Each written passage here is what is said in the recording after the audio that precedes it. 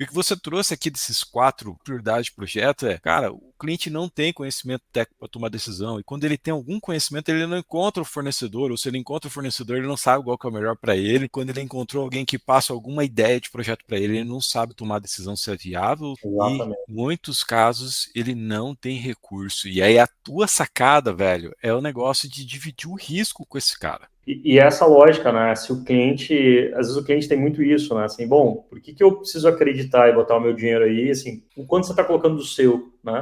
O cara está pensando, ele está escutando sobre a tecnologia, está assim, tá, o que eu ganho com isso, o que eu ganho com isso, o que eu ganho com isso? Se não está Quanto que eu vou claro. economizar no final do mês, né, cara? Exatamente, né? Quanto que dinheiros isso vai sobrar e qual é o risco? Risco-retorno, né? O cara está sempre fazendo essa análise. É. E como é algo complexo e ele não entende de fato, não é simples entender, né? A gente trabalha 24/7 nisso há alguns anos e, cara, tem coisas que são difíceis de entender.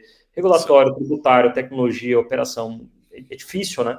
Então eu fico me botando no sapato do empreendedor lá, do decisor, do empresário, que Mas eu, tenta. eu diria que mais difícil que entender a parte técnica ou regulatória, porque a regulatória está escrito, cara. Se você parar para estudar, você vai entender. O técnico também tem algumas bibliografias, tem seus segredos industriais, tudo, mas quem se bota para estudar descobre. Mas ter essa sacada de mercado que você trouxe aqui é surreal. É isso aqui que faz o cara empreender, ter sucesso.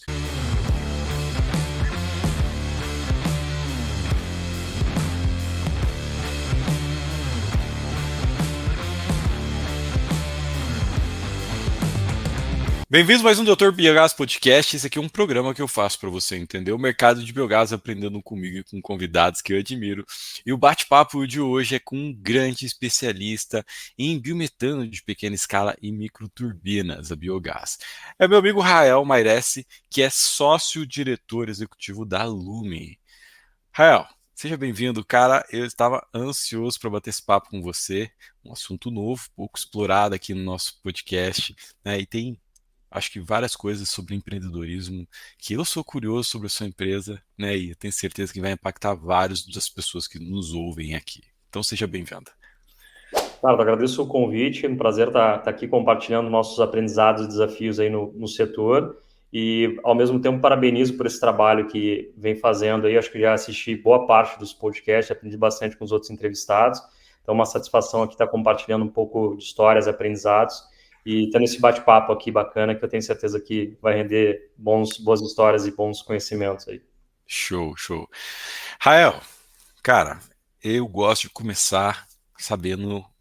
Primeiro, né? Eu gosto de começar com a audiência te conhecendo.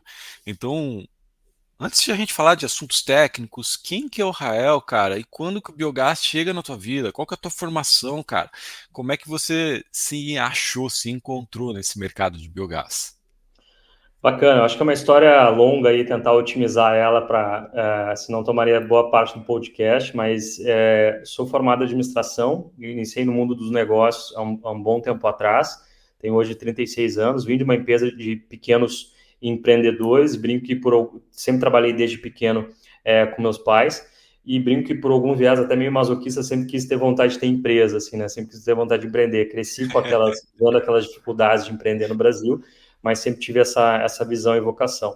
Fui para a parte, né, tive no passado dúvidas entre fazer engenharia ou administração, fui para a parte mais de administração, trabalhei em consultoria, trabalhei com desenvolvimento de produto, e em determinado momento da minha vida, tive algumas experiências fora do Brasil, com desenvolvimento de tecnologia, e em determinado momento da minha vida, com esse objetivo de empreender, estudando alguns setores, olhava sempre esse mercado da transição energética como um todo, por entender que isso iria gerar várias oportunidades, né? Ainda não conhecia muito de tecnologias, passei a estudar um pouco mais tecnologias. Lá atrás, a gente tinha outros sócios que também trabalhavam em conjunto, e aí estudando várias tecnologias, desde solar, cogeração, iluminação, questões para automação, pirólise, aprendi um pouco sobre esse negócio de biogás, né? Comecei a ler lá, isso era por volta de 2017, principalmente, 16 para 17, quando a gente estava estudando várias tecnologias. Quando a gente formatou o negócio da Lumen, depois eu posso comentar um pouco mais, buscando entender que principais dores existiam no setor nas oportunidades de transição energética, né? Então a gente viu, bom, tem questões que são técnicas, mas tem questões que são relacionadas a negócios, né? A questão de viabilizar, fazer um estudo de viabilidade técnica e econômica, entender qual é a melhor tecnologia, viabilizar a parte de capital. E aí a gente buscou entender como abordar isso dentro do modelo de negócio, mas sem ainda saber exatamente um produto, né? Usualmente as empresas nascem com um produto e depois buscam um modelo de negócio, a gente foi um pouquinho contrário. Então, sempre tive essa curiosidade de buscar soluções relacionadas a isso, e biogás surgiu muito pesquisando o setor, né? Buscando entender, pesquisando, vendo que tinha um grande potencial no Brasil, e esse potencial era e ainda é muito inexplorado, né? Então, indo a eventos do setor em si, estudando, me deparei com isso e comecei a me perguntar, bom, por que é algo tão extraordinário assim, né? Uma das fontes de energia mais limpas que tem, a questão ambiental extremamente positiva e a questão econômica muito interessante também, né? Potencial muito interessante. Por que a gente aproveita menos, né, de 98% disso, né? Menos de 2% disso, ou seja, desperdiça mais de 98% disso, né? Então, comecei a me perguntar relacionado a isso, sempre fui muito rato de evento, né? Então, ir em muitos eventos do setor, evento de energia, de transição energética, de questão ambiental, sempre gostei muito da temática ambiental e a temática de negócios, e vi que essas coisas elas não são conflitantes, né? Elas podem caminhar em conjunto. Eu acho que biogás me despertou uma paixão desde a primeira vista ali, com um potencial, ao mesmo tempo sabendo muitos desafios, né? Porque se a gente vê que é algo que tem muito potencial e não é explorado ainda, certamente não é porque tem muitos desafios. Então, acho que, em resumo, cheguei até o biogás muito nessa curiosidade, pesquisando, entendendo, dentro de uma jornada que sempre busquei empreender e vim do ser primeiro consultoria, depois trabalhando em outras empresas, até que em determinado momento da minha vida priorizei ali me dedicar totalmente para isso. Tinha juntado alguns recursos ali nas outras empresas que eu trabalhei e apostei 100% nisso, para estruturar um negócio dentro de transição energética. E dentro de transição energética a gente trabalhou com iluminação, viu algumas coisas de cogeração, aquecimento de água, fez projeto em condomínio, em farmácia, até que foi vendo isso aqui, putz, isso aqui não faz sentido.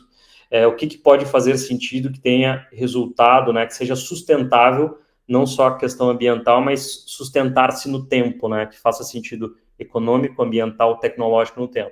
E aí a gente, já de alguns anos para cá, resolveu apostar 100% em biogás, por entender que é algo que é presente e é futuro, e faz muito sentido ambiental e econômico, né? Então, isso faz parte hoje já da minha jornada empreendedora dentro da Lumen, mas que antes dela teve algumas outras tecnologias que a gente olhava dentro de transição energética, né? Então, hoje o pessoal fala assim, putz, como de projeto de iluminação, que era o primeiro negócio que a gente olhou na Lumen, por isso até a relação de Lumen, né?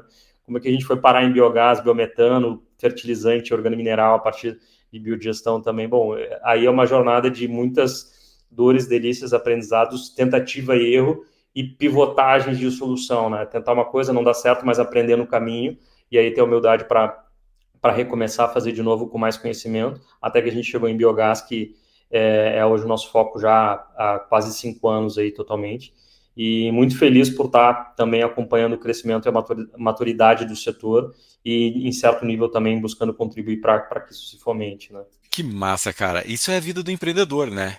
Correr atrás de oportunidade, validar com o mercado, pivotar, não deu certo, muda, corrige a direção do barco e vamos para frente, né? Eu confesso que eu não esperava tanta história assim de empreendedorismo num curto espaço, um curto tempo aqui, cara. E me chamou a atenção você enxergar oportunidade no mercado de biogás com estudos de viabilidade, conexão com capital de terceiro, capital investido, né, capital financiado. Cara, fala um pouco mais. O que foi, de fato, o primeiro produto, a primeira oportunidade que você desenvolveu no mercado aí? Legal, acho que quando a gente resolveu aprofundar na questão de soluções dentro da cadeia de transição energética, a gente foi pesquisar muito o mercado, seja diretamente com clientes, aí olhando principalmente empresas, né, olhando B2B, ou seja, trabalhando para empresas finais, e Aí buscar você isso estava olhando em indústria ou geral. pecuária? Geral. Tá. A gente, assim, Saiu fazendo estudo de mercado mesmo. mesmo, era realmente assim, com quem que a gente consegue acessar, com quem que é decisor e tem negócio, Uhum, desde um pequeno supermercado, uma padaria, até uma grande siderúrgica. E foi uhum, realmente nesse sentido. A gente conversou com todo mundo, justamente buscando entender que dores existem, né? Que uhum, problemas que a gente pode resolver. De modo até inicialmente genérico, sem ter uma solução objetiva, um produto específico, né? E uhum. teve uma pesquisa que o JP Morgan fez nos Estados Unidos e que a gente ela condensou o conhecimento do que a gente estava vendo, conversando com o mercado. Essa pesquisa buscava identificar quais eram as principais barreiras para a adoção de novas tecnologias dentro da transição energética. Então, se pesquisou com vários decisores dos Estados Unidos e se elencou algumas barreiras principais. A primeira delas era a disponibilidade de capital, ou seja, as empresas tinham interesse em adotar novas tecnologias para ter uma transição energética, mas tinham uma dificuldade de capital para isso. A segunda barreira era tempo de payback, ou seja, a empresa até tinha capital disponível, mas não estava disponível para investir naquele tempo de payback, que às vezes um projeto de infraestrutura ou de era mais emergencial para eles. Exatamente.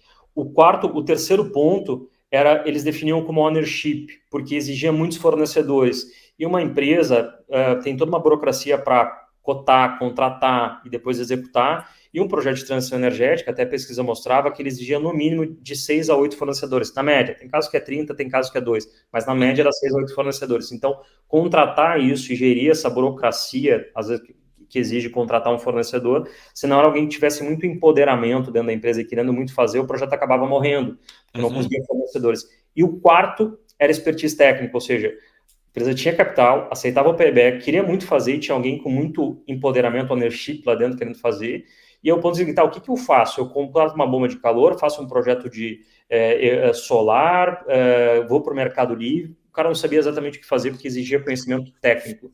Então, a gente buscou formatar um modelo de negócio, por isso que eu comento que a empresa primeiro começou com o modelo de negócio, depois com o produto, que buscasse solucionar os 4 pontos principais.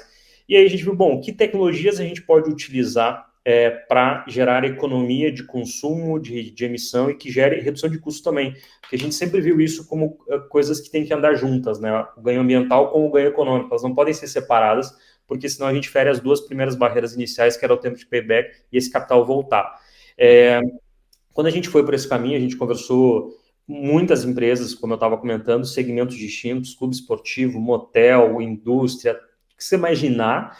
E aí até que a gente foi vendo adesão para algumas coisas na parte de iluminação. Então, a gente foi o nosso piloto em termos de modelo de negócio, basicamente contratos de performance, onde a gente fazia diagnóstico, fazia estudos de viabilidade técnico-econômica, retrofitava iluminação e fazia contrato de performance.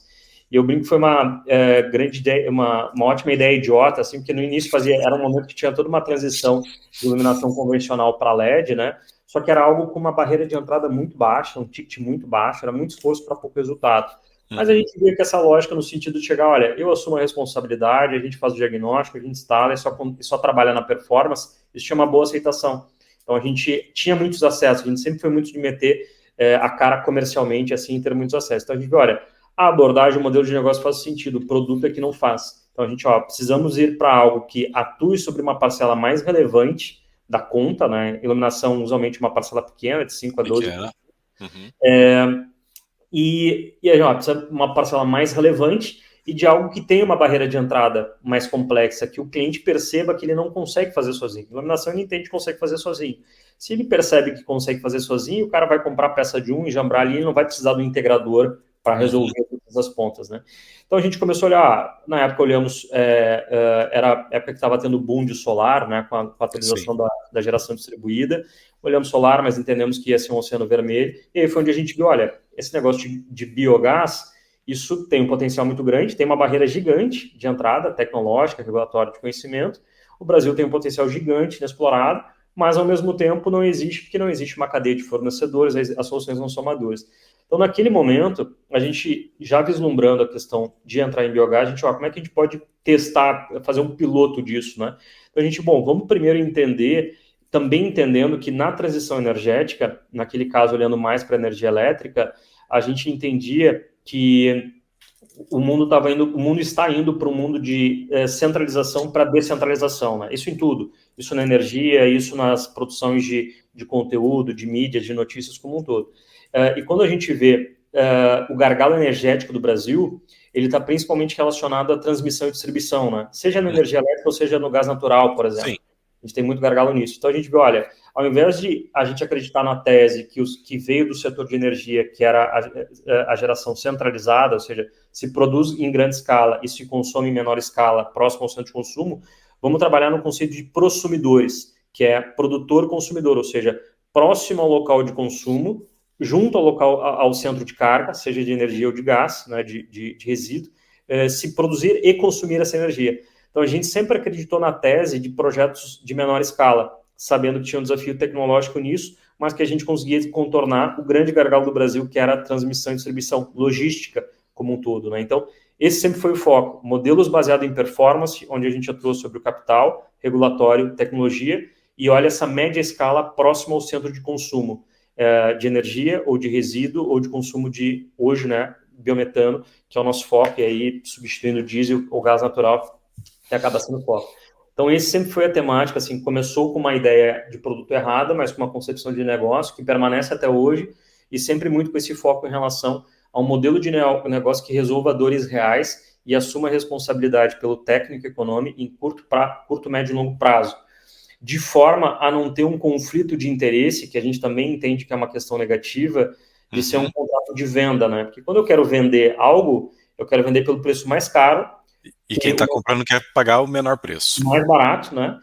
Eu quero ter o menor custo para vender e entregar, e o meu ganho está na venda. Dane-se depois da operação, né? A gente entende que isso é um conflito de interesse negativo e que gera muitos problemas, não só em biogás, mas em qualquer projeto de energia como um todo, né? Quando a gente olha curva de resultado em projetos de eficiência energética, independente da tecnologia, o principal ganho ou custo, ele está na vida útil, ele não está na instalação inicial, né?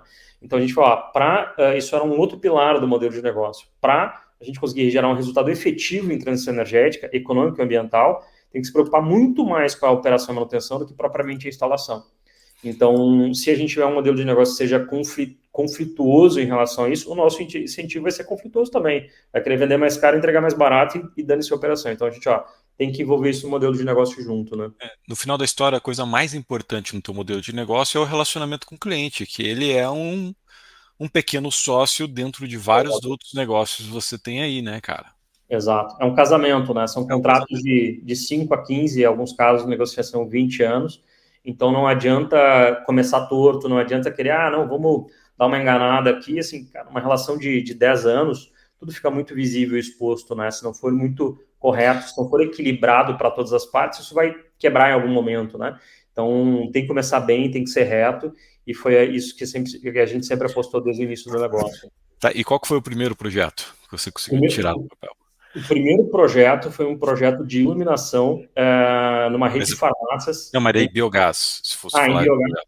É. Biogás, o nosso primeiro a gente fez, antes de biogás, a gente fez projetos de cogeração com gás natural, que foram nossos pilotos em produção em menor escala com combustíveis gasosos, né? Porque dentro disso a gente entendia que... E aí usando as microturbinas. Usando as microturbinas da Capstone, porque a gente entendia, nessa lógica de trabalhar menor escala junto ao centro de carga, a gente não tinha o domínio de purificação do biogás, armazenamento disso. Então a gente, vamos fazer um piloto com gás natural, porque de certa forma é uma forma de entender, trabalhar com combustíveis gasosos, com um despacho instantâneo, com vários fatores que o gás traz, mas ainda assim toda a complexidade de purificar H2S, umidade, vários outros problemas que vêm junto com o biogás, né?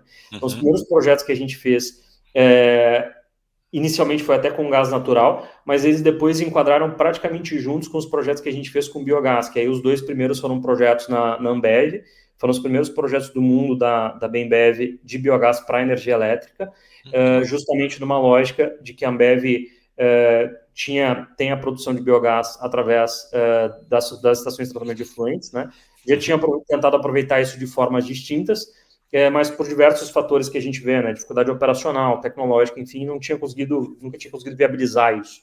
Sim. Então, nessa lógica que a gente tinha, né, de muito meter a cara comercialmente atrás e buscar acessos e aberturas, a gente propôs isso, olha, a gente assume o risco da instalação e da performance, a gente faz um contrato de performance, que isso se traduzia num contrato de venda de energia de longo prazo, né? E aí, basicamente, a gente fez, né, foi a nossa grande escola, a gente é muito grato por todos os aprendizados que a gente teve, é uma empresa que tem uma régua muito alta, né, de segurança, tecnologia, operação em si, e então foi a nossa primeira grande escola, assim, né, desenvolver sistemas. E aí todo esse desenvolvimento interno de um sistema de pequena escala, naquele caso 200 kW, com todo esse desafio de funcionar num ambiente crítico, que é um ambiente operacional, com todas as questões de automação, parte mecânica, elétrica, né, segurança operacional em si. Então, foi a nossa grande escola e é uma base hoje, né? Hoje a gente acompanhou o mercado, né? A energia teve uma redução bastante grande de preço e a gente foi acompanhando sempre essas dores de mercado e vendo que o mercado estava indo mais para biometano, mas ainda hoje boa parte digamos, da arquitetura do sistema e de uma lógica de trabalho, a gente vem desse período, desses projetos que a gente fez com a Ambev, né? Cara, é muito louco isso que você tá falando, e eu tô notando tua trajetória aqui, tem muita coisa que eu falei assim, cara, aqui, e é fato, assim, sabe? Tipo assim, cara, eu vivo isso dentro dos projetos, e a primeira coisa que você trouxe ali, que me ficou muito, eu vivo isso aqui, é o lance da prioridade dos projetos pela ótica do cliente. Você trouxe quatro coisas que todo mundo se preocupa tanto na tecnologia e esquece de olhar para o mercado, para a necessidade de cliente, que é o que você tem feito. Eu estou passando, particularmente, Rael, nesse momento a gente está fazendo algumas mentorias para os alunos que entraram no meu último curso, e os caras estão, Ricardo, o que eu uso de tecnologia? Eu falei assim, bicho, esquece a tecnologia, cara. Primeiro você resolve a dor do cliente, bicho. Primeiro você olha para o mercado e depois você olha para a tecnologia. E o que você trouxe aqui desses quatro prioridades de projeto é, cara, o cliente não tem conhecimento técnico para tomar decisão, e quando ele tem algum conhecimento, ele não encontra o fornecedor, ou se ele encontra o fornecedor, ele não sabe qual que é o melhor para ele, e aí, quando ele encontrou alguém que passa alguma ideia de projeto para ele, ele não sabe tomar decisão se é viável ou se não é viável, né? E em Exatamente. muitos casos ele não tem recurso. E aí a tua sacada, velho, é o negócio de dividir o risco com esse cara, né? É dividir. Eu estava justamente escrevendo um material aqui agora que era sobre dividir risco, né? Alguém me perguntou, falou assim, cara, como é que eu convenço um cliente que não acredita no biogás? Divide o risco com ele, chama um investidor para o projeto para você ver se ele já não vai acreditar no biogás, porque você está botando a tua pele em risco, né?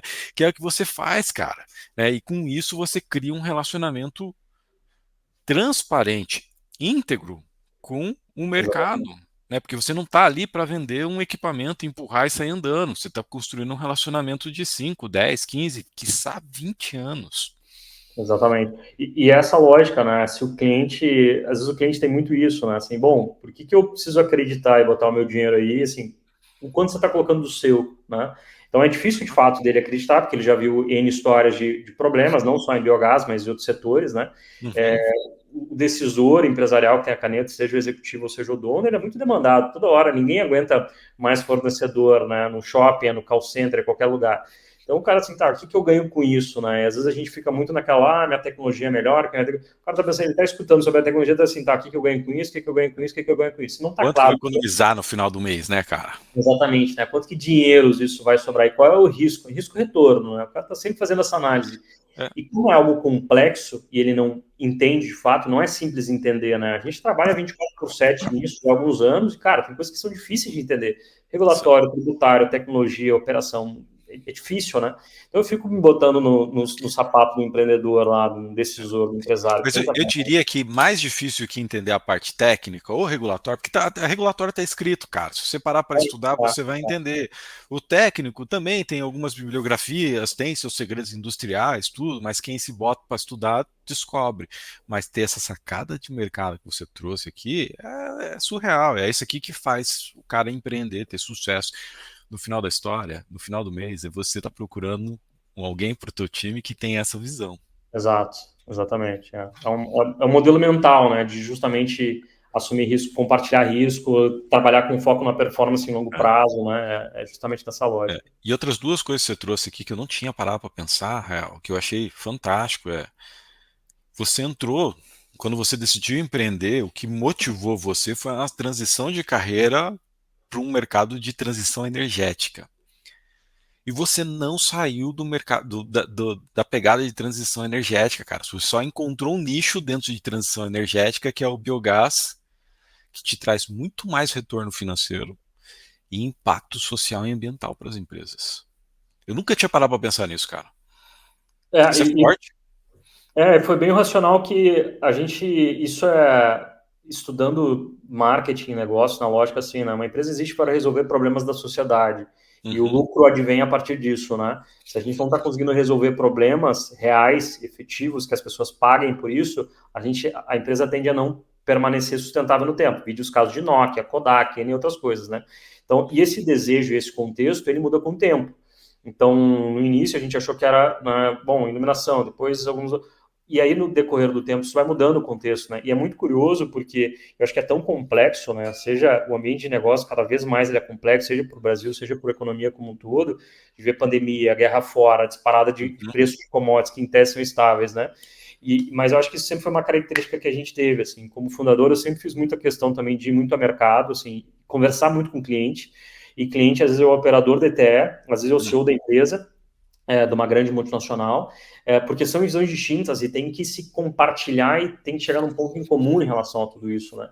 Então a gente gasta muita sola de sapato, vai muito a campo, né? O Brasil é gigante, o mercado de biogás ele é extremamente pulverizado e locacional em muitos casos, né? A dor do cara da suinocultura é diferente do cara do ateu, que é diferente da indústria, mas tem coisas em comum nisso, tem coisas que são diferentes. E a gente vê muito isso, assim, a gente tem constantemente estar perseguindo, assim, qual é o problema que a gente está resolvendo. Foi um pouco do que a gente teve quando a gente estava 100% apostando em energia e começou a ver a queda de preço de energia, começou a ver que os caras falam, putz, mas por que eu vou fazer isso? Assim, eu estou com um problema aqui, quando eu faço meu inventário, o meu problema é o diesel, o meu problema é o GLP, o gás natural, então por que eu não aproveito? A gente pode dizer, A mais B mais C. A gente começou a ver o seguinte, cara, o que esse cara está falando é verdade. Se eu querer brigar com o mercado vai me mostrar e vai me provar com o tempo que eu estou errado. Então, isso foi um grande aprendizado que a gente teve com iluminação, que a gente se apaixonou pela ideia. Quando a gente achamos iluminação, e a gente ficava, eu lembro que tinha um outro sócio na época que ele falava, o cliente precisa entender que tal ponto, o cliente precisa entender, a gente, cara, não é o cliente que precisa entender, nós precisamos entender, porque o cliente não vai entender, ele já entende o problema dele.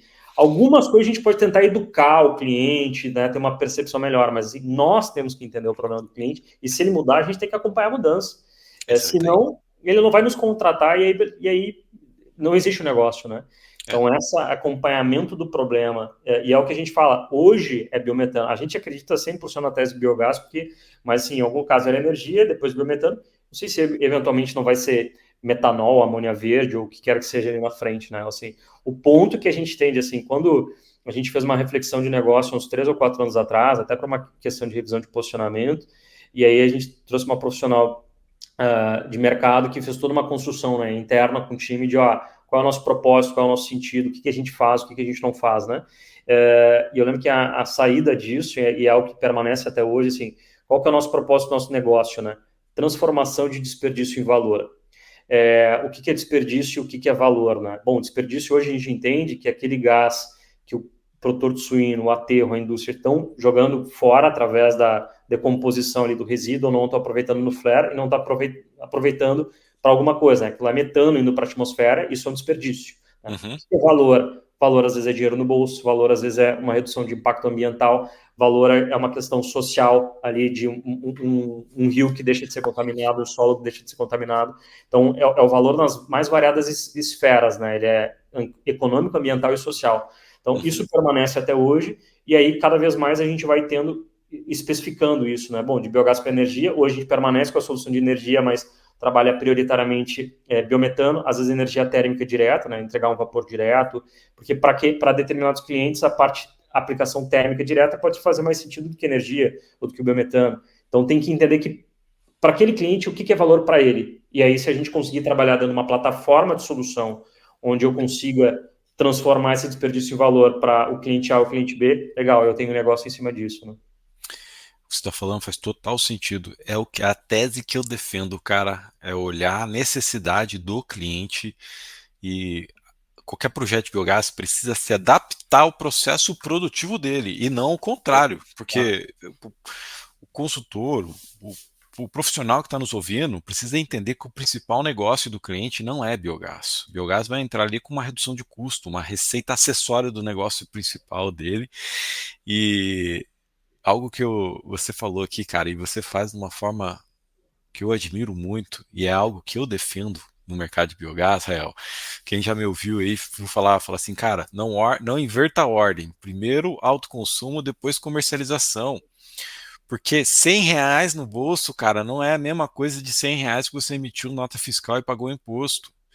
E é aí que você passa um puta de um valor para esse cara. Exatamente. Não, é exatamente nessa linha, né? Entender o que faz sentido dentro dessa cadeia, entender que são casos e casos, mas existe uma hierarquia de solução. E, de fato, essa questão de que, independente do tipo de negócio, se é na agropecuária, se é no saneamento ou se é na indústria, é, o negócio de qualquer empresa já é complexo por si só. Uhum, Aquele core, né? Então, o cara tem que estudar alguma coisa a mais, assumir risco a mais, já é muito difícil. uhum. Então, se ele tiver, eu já teve empresários, produtores que a gente viu, ele falou, cara, se eu tiver que mudar 1% do meu processo, eu não vou fazer, mesmo que tenha ganho, porque o que eu entendo é disso aqui, o que eu entendo é de porco, é de vaca, é Tá de cerveja. funcionando, eu tô ganhando dinheiro, cara. Exatamente, exatamente. Então, assim, se eu tiver que mexer nisso, eu não vou fazer. Mesmo que o potencial ganho do outro lado talvez até seja maior.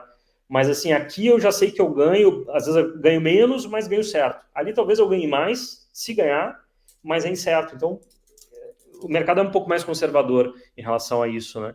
Então, ainda mais é algo que não existe de forma tão visível, né? Ainda são poucas plantas que a gente tem efetivamente no Brasil, que são plantas de referência, modelo, enfim. Então, todo mundo às vezes muito espera para ver, né? E aí, bom, se o vizinho começa a ganhar mais dinheiro, talvez o cara se mova para fazer, né? Mas enquanto isso não acontece, o cara às vezes prefere perder dinheiro e não correr risco no negócio principal do que o contrário, né?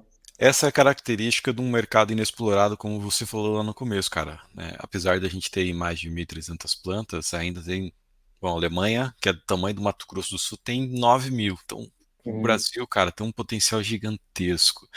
Rael, tá. Aí você entrou, cara, com as microturbinas, Ambev, começou a entrar no teu primeiro contrato ali, skin the game, dividindo o risco com o cliente, entregando resultado.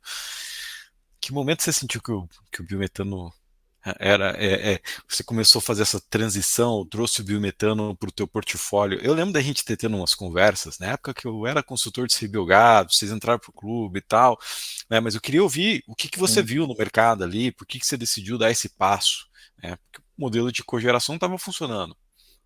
Legal. Nessa lógica que a gente tem de estar sempre sentindo o pulso do mercado, e aí com muitas agendas comerciais e visitando muito campo, conversando com fornecedores, parceiros e até concorrentes, é, julho de 2022, eu lembro, junho ou julho de 2022, eu lembro que a gente começou a ver, né, teve a guerra na Ucrânia, Uhum, disparado no preço de combustíveis fósseis, e todo um cenário de caos que se pintava na energia no Brasil, ele começou a não só não acontecer, mas como a gente começou a ver a queda das bandeiras tarifárias, já tinha a perspectiva em relação à atualização da geração distribuída, né? É, então, no primeiro semestre de 22, a gente viu essa mudança muito claramente. Disparado o preço do combustível, queda do preço de energia e redução dos subsídios em relação às isenções em relação à geração distribuída. Então, a gente já viu, olha, já está um cenário difícil de número financeiro dos projetos de energia. E, ao mesmo uhum, tempo, a gente começou a ser muito demandado pelos clientes. Não dá para fazer biometano? Não dá para fazer biometano? E a gente, bom, analisava, buscava defender os pontos de energia, colocava os desafios que tinha em relação ao biometano, porque, de fato, é mais complexo. sim. Até que em determinado ponto, conversando com um executivo de engenharia de uma grande multinacional, eu lembro que ele falou assim, cara, tá aqui os números, me mostra, me prova. Eu lembro que era uma reunião, assim, uma reunião terminou umas 6:30 da noite. Eu fiquei até umas 8 da noite, eu abri os números e falei, cara, eu não tenho argumentos para provar, cara. De Ele me fato, convenceu, ele te ele convenceu. me convenceu, o mercado me convenceu, né? Eu falei, cara, de fato, né? Agora, claro, é mais complexo, tem que sair da zona de conforto, assumir mais riscos, né? Sempre em gestão e negócios, isso foi um dilema que eu tive muito forte lá atrás, quando a gente começou a ir de energia e depois de energia elétrica para cogeração, energia elétrica e térmica, né? A gente começa a trazer complexidades para a operação. E sempre, quando se estuda negócio, não, tenha foco, simplifique, uma única solução e tal, né? Só que assim, quando conversa com o mercado uma hora quer redondo, outra hora quer quadrado, então qual é o equilíbrio disso, né? Tentar fazer tudo, às vezes não consegue fazer nada, e às vezes fazer Uhum, uma coisa específica também, né, o mercado ninguém aceita, né? Aquela lógica de one size fits all, né? Assim, um tamanho atende todo mundo, né? Que uhum. é o sonho, talvez, de qualquer empresário, que ele faz sempre a mesma coisa, mas o mercado tem que combinar com os russos, né? Então ali eu vi muito claramente assim, eu falei, cara, energia não vai fazer mais tanto sentido para vários clientes, para alguns ainda vai, mas para vários ainda não vai. Ou seja, nós temos que buscar solução tecnológica para isso, né? E eu acho que a gente sempre teve no time uma cultura muito grande, pessoas qualificadas, uma cultura muito grande, um perfil de ser curioso, explorador, e aí a gente começou, eu lembro que no outro dia a gente puxou uma conversa com o time, o que a gente sabe em relação, né, a biometano. Tem coisas que a gente sabe que são completar, o que precisa, precisa esse ponto. E aí eu acho que muito por relacionamentos, foi algo que a gente sempre prezou muito de ter um ótimo relacionamento com as empresas do setor, até com alguns casos que às vezes aparentam ser concorrentes, e aí dependendo da perspectiva a gente constrói parcerias, né? O setor é muito grande, eu acho que assim, falta cadeia, então assim, Uhum. a gente tem que ter proximidade. E a gente começou a ver, olha, a gente, do desenvolvimento tecnológico que a gente já tem, da base de automação, compressão, todos os pontos que a gente tinha trabalhado no passado, a gente falou, olha, a gente tem uma boa base tecnológica para buscar isso. E a gente começou a desenvolver isso e viu que estava bem mais próximo do que a gente imaginava, porque já existia uma boa base tecnológica. A gente sempre trabalhou com uma lógica de P&D, pesquisa e desenvolvimento do negócio, e fez alguns projetos estruturados em cima disso, de trabalhar numa lógica modular. É como um carro, tem determinado cliente que quer câmbio automático, outro que quer câmbio manual, não quer pagar tanto. O chassi é o mesmo, o banco é o mesmo, e na linha de produção coloca o módulo ou tira o módulo. Então a gente já vinha construindo a nossa engenharia com uma lógica de estrutura modular e replicável. Para o cliente que queria energia, às vezes queria energia com água quente, às vezes queria energia com vapor. Então a gente viu, bom, tem clientes que ele não quer mais energia, ele quer o biometano, mas boa parte da automação que a gente desenvolveu e que estava bem estruturada, a gente pode aproveitar a mesma coisa. Determinadas questões da compressão, que a gente já trabalhava, já trabalhava com uma solução de fora que a gente tinha nacionalizado e tinha apanhado muito, desde os tempos de gás natural até biogás para aprender, aquilo lá já era um conhecimento internalizado há 4 anos. Então, a gente viu assim, estamos mais próximos. Então, assim, julho de 22, ali, na verdade, do primeiro para o segundo semestre, a gente começou a migrar para a parte do biometano, e aí foi o ponto onde a gente viu assim, isso aqui faz mais sentido em vários perfis de clientes, né? Dependendo da escala, dependendo de fatores de consumo. E aí a gente resolveu apostar nisso também, nesse desenvolvimento tecnológico. Naturalmente, uma complexidade a mais, porque, por um lado, a gente olhava lá, né, mais os conhecimentos relacionados à energia elétrica, aí a gente já tem que trazer mais processo, mecânica, já tem bem mais componentes, né? Os projetos que a gente tinha energia, eles eram bem mais simples em termos de operação, mas eu entendo totalmente que foi uma aposta, e aí a gente assinou o primeiro contrato de biometano ali início de 2023. Foi Então, rápido. foi rápido porque a gente já tinha um bom relacionamento comercial, a gente não começou o processo para biometano, né? Porque assim, é essa lógica, às vezes o cliente ele demanda numa lógica, eu preciso reduzir custos descarbonizados. Se é energia ou se é o biometano, se é um sistema de 500 ou 100 ou 1000, o cara nem sabe. O ponto é o seguinte, essa rota reduz 5 e essa rota reduz 15. O que faz mais sentido para você? Cara, já tinha, né, já tinha um processo comercial em andamento. A gente sempre buscou ter muito essa proximidade, mesmo em casos que a gente via que aparentemente não faziam sentido, né? Isso eu acho que é uma característica, né? O ciclo comercial de maturidade de um projeto, no nosso setor ele é longo, né? Tem casos de 4 anos que a gente está avaliando, negociando, vai e Sim. volta, troca equipe, enfim. Então, às vezes, coisas que faziam sentido lá atrás não fazem hoje, e coisas que não faziam sentido lá atrás fazem hoje, né? Então, quando teve isso, a gente viu assim, vamos rever aqui alguns casos que a gente viu e não faziam sentido para a energia. E a gente viu, esse caso aqui não fazia sentido para a energia, mas para biometano pode fazer sentido. Então, a gente fala que tem que ter uma caixa de ferramentas, né? Tem aquele ditado, né? Para quem só tem martelo, todo problema é prego, né? E aí, bom, se o cara só tem aquilo, tudo a resposta é aquilo, né? E a gente tem que ter uma caixa de ferramentas que, conforme o problema do cliente, não, então deixa eu pegar aqui, né, essa solução, deixa eu pegar essa outra solução. O ponto é como adaptar a cozinha para atender todos esses paladares distintos, né? Porque começa a ter uma complexidade relevante. E algumas coisas a gente foi vendo, superenergética é um setor potencial, vamos atuar? Não tem nada a ver com a gente, são plantas de grande porte, tem ótimos players atuando nisso, é um outro jogo, né? É uma outra tecnologia, um outro jogo, outro modelo de negócio. Então, tem coisas que a gente foi vendo assim, algumas coisas a gente vai priorizar e focar, e outras coisas a gente vai descartar, né? Foco é dizer não também, e a gente foi descartando algumas coisas relacionadas a tamanho, a segmento e outros fatores, né? Eu acho que dizer não é mais importante do que dizer sim, cara. Saber para que É direção você verdade. vai, né? Sim, no final da história, você você trouxe para o teu portfólio uma nova solução que você desenvolveu, mas você não perdeu o teu foco, que era trabalhar no alto consumo. né, até esse momento. Pode ser que mude, como você falou lá na frente. Acho que essa é o grande brilho do biogás, é a grande vantagem do biogás, que ele não é simplesmente uma energia renovável, ele é um combustível renovável. Tá? Então amanhã pode voltar, às vezes você pode estar falando com um cliente que ele quer usar o biogás numa caldeira, porque ele vai descarbonizar com o diesel que ele está evitando do caminhão que traz a lenha, cara. Né? Exatamente. Então, cada situação é uma situação.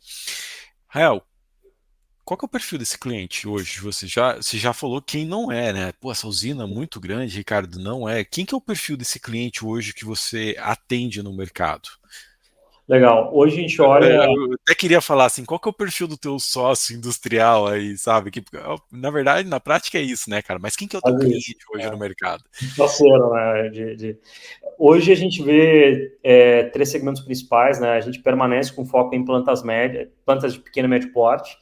A gente foi aumentando um pouco, fazendo o scale up disso, né? Por entender que algumas questões de viabilidade econômica e até de qualidade de engenharia, a gente precisa de uma escala maior, mas o foco não é uma escala gigante e nem muito pequena, é essa faixa média. E aí, olhando três segmentos principais, né? Bom, agropecuária, e dentro disso entra suinocultura e bovinocultura, setor industrial como um todo, né? Aí, principalmente indústria de bebidas e alimentos, celulose e alguns outros fatores. Às vezes, até alguns outros perfis de indústrias, hoje olhando off-takers, porque a gente tem nessa lógica, né? A gente sempre priorizou e prioriza o alto consumo, mas em alguns casos, olhando maior escala, sobra gás, e aí a questão de comercializar Uhum, externamente é um ponto. E a parte de saneamento é um setor que a gente, aí olhando saneamento, tanto o esgotamento sanitário quanto resíduos sólidos urbanos, né? Que é um setor que a gente começou a olhar mais recentemente. Esgotamento sanitário, no passado a gente fez um P&D focado nisso, para trabalhar a questão de cogeração, alguns outros fatores. Então a gente já olha há mais tempo, mas até por ser um setor um pouco mais complexo, muitas empresas públicas, a gente prioriza não trabalhar com ente público. A uhum, gente não priorizou entrar, mas assim, em resumo, agropecuária, produção de proteína, indústrias variadas, segmentos, tipos variados, né? E, e aí saneamento como um todo, agora mais recentemente, né? De modo geral, a gente vê assim, cada vez mais a gente tem buscado trabalhar não só com esse perfil de segmento de setor, mas também com perfil de segmento quase que comportamental da empresa, que é empresas que realmente têm uma priorização de redução de emissões, né? Porque esse cara ele acaba uhum, tendo uma dificuldade maior, um problema mais relevante. Né? Se perguntar para qualquer empresa, quer reduzir a emissão, quer melhorar os aspectos? Não, quer. Beleza. Quanto está pagando a conta de energia? Quanto está emitindo? O cara não sabe. Então, assim, na prática, não é um problema real. Né? Agora, tem empresas que a gente vê assim, olha, eu fiz análise de ciclo de vida, eu estou analisando, eu preciso reduzir aqui, aqui, aqui, e estou com dificuldade disso e tem uma maturidade maior até para fazer uma avaliação tecnológica. Porque se esse cliente não tem uma capacidade de comparar a tecnologia A com a tecnologia B, em alguns casos, ou a proposta A com a B, ele vai achar que as coisas são as mesmas coisas e às vezes vai estar comparando banana com laranja, né? Então, essa questão comportamental de clientes com uma régua mais elevada, a gente prefere clientes críticos, que tem uma criticidade maior de contrato comercial, de tecnologia, porque a gente sabe que daí a concorrência ela é mais justa, né? Ela, assim, ele entende melhor o que a gente está propondo. Então, são esses três segmentos em faixas médias de clientes, de certa forma, mais profissionalizados, no sentido de que são empresas, como a gente está falando de um cliente que trabalha assim, fazendo um contrato de 10, 15 anos, esse cara também, se for uma empresa muito bagunçada lá, que a gente vê assim, que olha, talvez não seja um bom sócio para longo prazo, eventualmente a gente vai priorizar não trabalhar e priorizar outros clientes, né?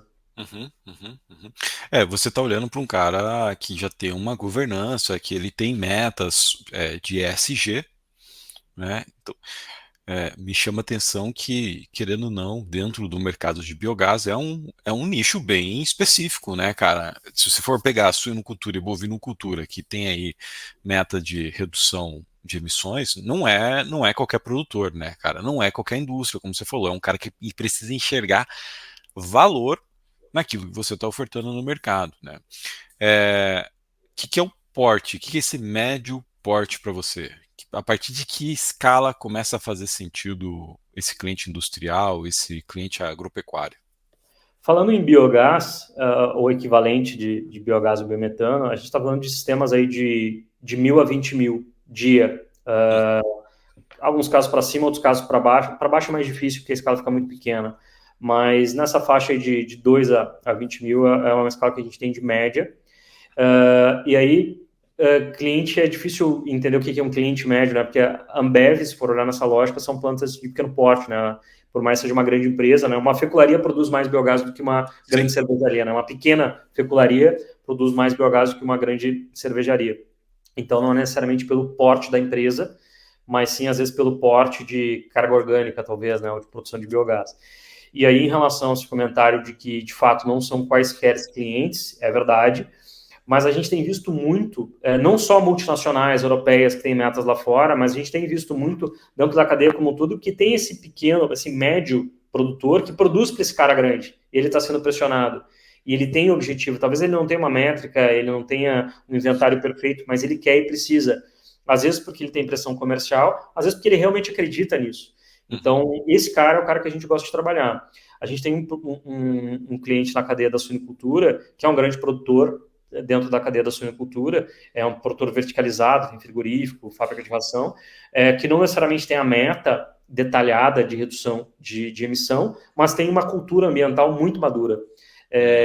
Tem histórico de atuação nisso e sabe as dificuldades de fazer, já fez projeto, deu problema, então sabe as dificuldades.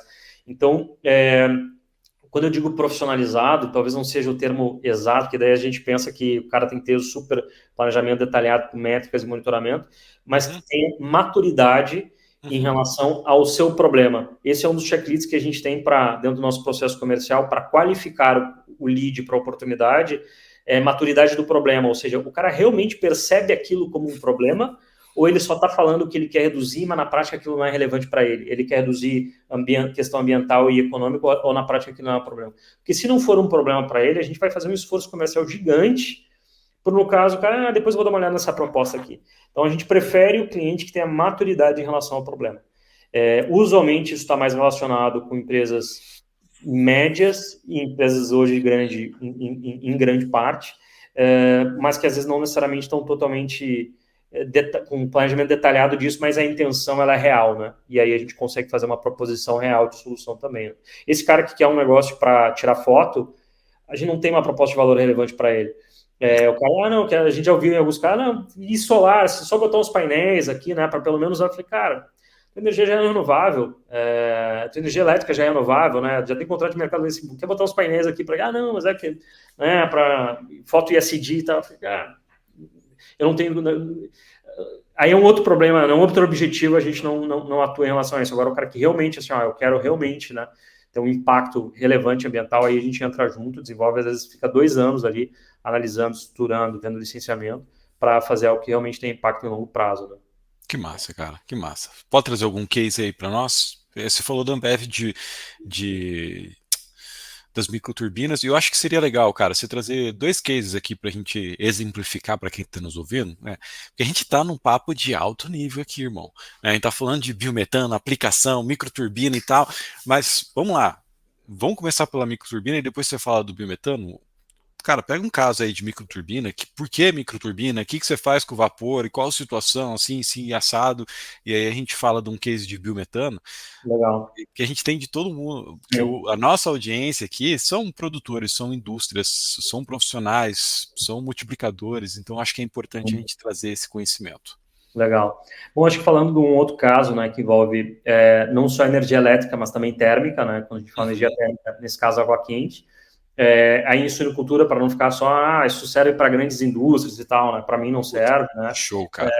Então, tem esse caso de suinocultura, uma granja em Santa Catarina, um projeto que a gente trabalhou e construiu há bastante tempo com a Embrapa também, o time do Ayrton, da Fábio e do Ricardo lá, que era um projeto justamente, né, que vem de uma região que tem vários desafios em relação a tratamento de dejetos da suinocultura, com riscos, né, históricos de contaminação de solo e rios.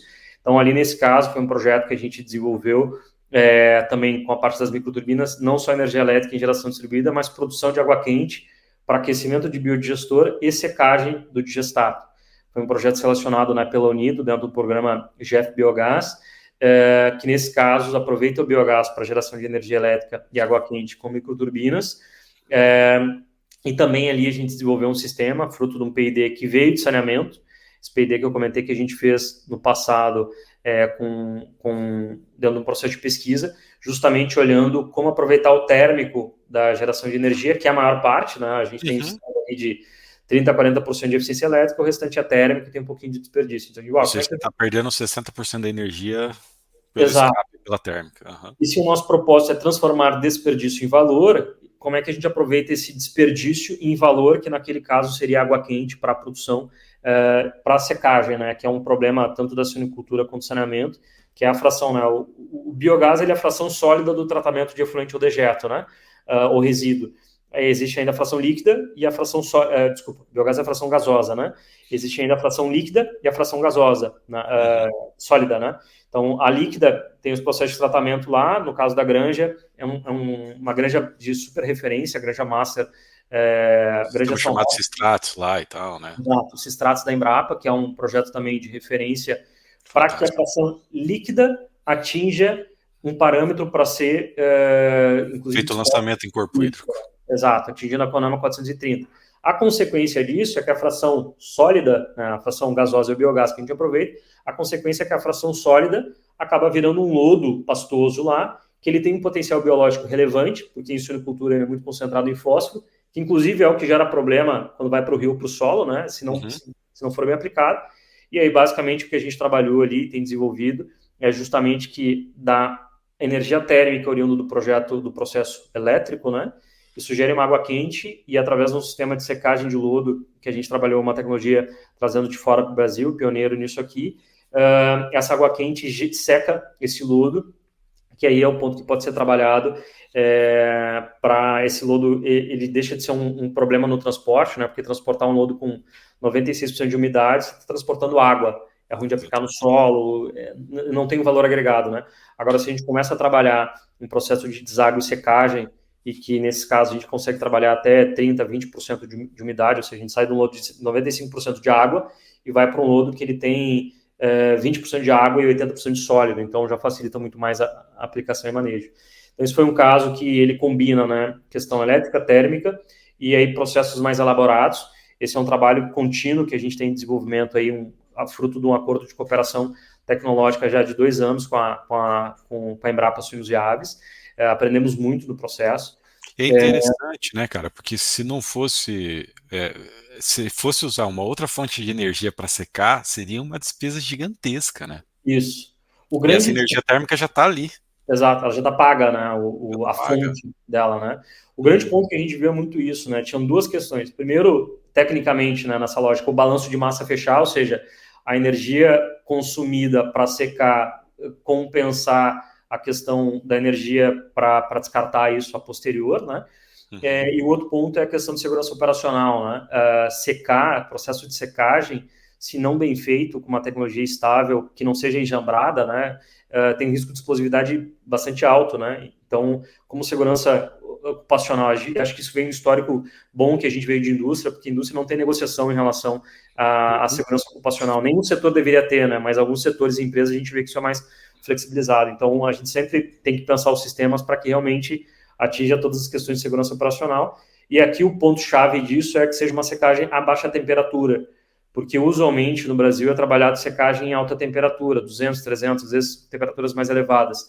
E eu estou secando algo ali que tem volatilização ali, né, acaba criando pó, e numa eventual fagulha que eu tenho nisso, num processo a 200, 300 graus, tem um risco de explosividade grande. Tem casos no Brasil, inclusive, de acidentes críticos em relação a isso. Então, o ponto que a gente colocou, tem que ser uma tecnologia de secagem a baixa temperatura. Então, a gente seca ali a menos de 90 graus, zero risco de explosividade. Sem falar volatilização de nutrientes, no caso aí também, né? Exato. Questão de odor, que é um ponto bastante crítico também, né? Então, esse foi um caso, tem sido um caso, né, uma construção contínua, um projeto que a gente desenvolveu nos últimos anos e tem todo um ciclo de desenvolvimento, agora olhando também o que fazer com essa parte sólida, né, que é justamente esse potencial, a gente chama de bioproduto, que em alguns casos o pessoal chama de fertilizante, mas não é o nome técnico corretamente, né, ele pode virar um fertilizante organomineral, ou um biofertilizante que também, né, assim, pode virar, mas tem vários processos que têm que ser complementados para isso. Então, é um trabalho que a gente tem, a partir dessa questão do aproveitamento elétrico e térmico, tem trabalhado dentro da cadeia de de suinocultura, né? E na parte do biometano, a gente tem um outro projeto, né, na Coca-Cola Solar, que é a engarrafadora do Nordeste da Coca-Cola, Caraca. que aí é um processo de produção de biometano, semelhante a aproveitamento de biogás de ETE, para daí substituição de biometano, substituição de gás natural, né? Aí alto consumo de gás natural em si. Então, a caixa de ferramentas é isso, em alguns casos energia, em alguns casos energia elétrica e térmica, outros casos biometano. A gente vai entendendo o que faz mais sentido, e aí, mais recentemente, também buscando aumentar um pouco a escala dos sistemas, até para uma questão de viabilidade para a utilização de determinadas tecnologias que a gente precisa aumentar a escala para viabilizar, né? Então, um pouco da jornada que a gente tem seguido aí. Que massa, cara, que massa. Eu tô curioso para saber uma coisa, cara. Você começou nessa jornada empreendedora não tem muito tempo, né? Você primeiro contato com biogás em 2017, né? Mas demorou um tempinho ali para os negócios começarem a sair. Quantas plantas hoje, quantos negócios de biogás você já tem de fato operando, Rael? A gente já executou 7 plantas, tem uma nova planta em desenvolvimento, também no setor de bebidas, e hoje olhando outros sistemas maiores, né? E olhando algumas coisas também, saneamento, e aí cada vez mais também olhando algumas coisas relacionadas, também entrando um pouco na cadeia da biodigestão, que antes a gente trabalhava do biogás para frente, e entendendo, né, que caso isso se aplica, e olhando cada vez mais também algumas questões para, por exemplo, frota e logística e comercialização externa disso, né? Então, a gente entende que autoprodução, autoconsumo é uma rota prioritária, não são em todos os casos que ela se aplica, porque também nem todo mundo consome, né, combustível no próprio local, na escala ideal. Então, hoje a transição está muito para isso, né? Para olhar projetos um pouco maiores e, de certa forma, mais complexos, que não era a intenção inicial. A gente sempre busca uma lógica de tentar simplificar, né? Mas agora a gente tem ido para projetos um pouco maiores com comercialização externa e alguns outros fatores. Mas, de novo, nunca indo, não é a nossa intenção, a gente entende que não é um negócio, escalas de grande porte, né? Plantas que a gente entende para alguns segmentos faz sentido, né? Sucroenergético, alguns casos de aterro de grande porte também. Mas a Sim. nossa lógica é sempre olhar média escala.